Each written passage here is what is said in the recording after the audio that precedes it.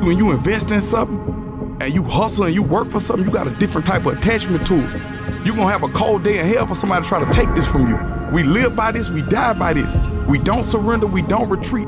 And your brain is the most powerful weapon. Your brain is the most powerful weapon in the world. Your brain is the only thing you have when you're going through depression, when you're going through hard times, you're going through death. You're alone.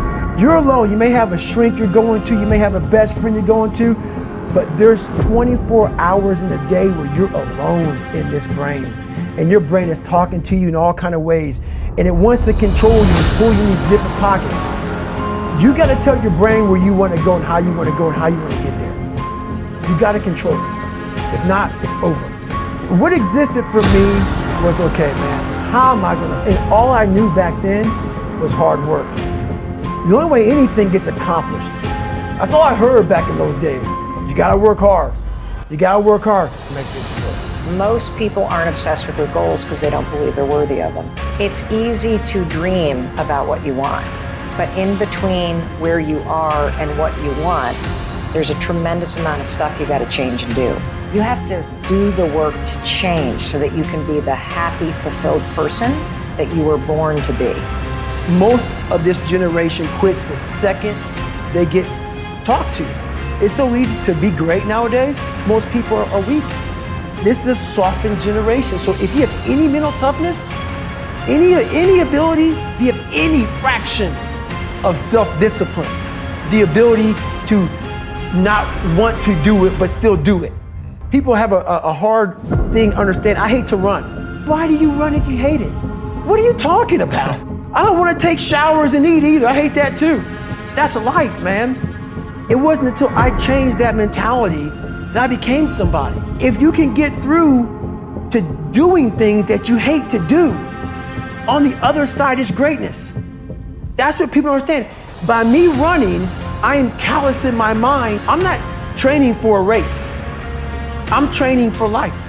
I'm training my mind and my body and my spirit so it's all one, so I can handle what life is gonna throw at me. Because the life I've lived, it throws a whole bunch at you.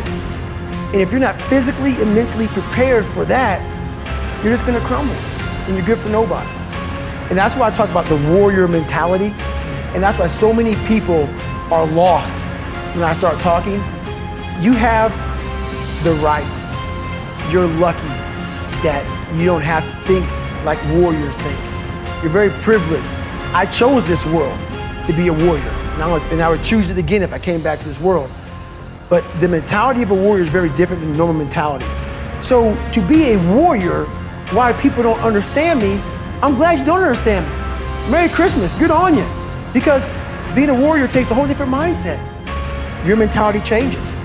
I may not live. You gotta accept that.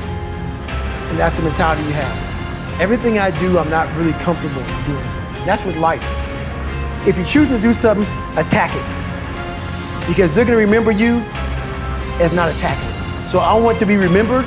You can hate me, but there's one thing you can't say about me. I didn't attack it.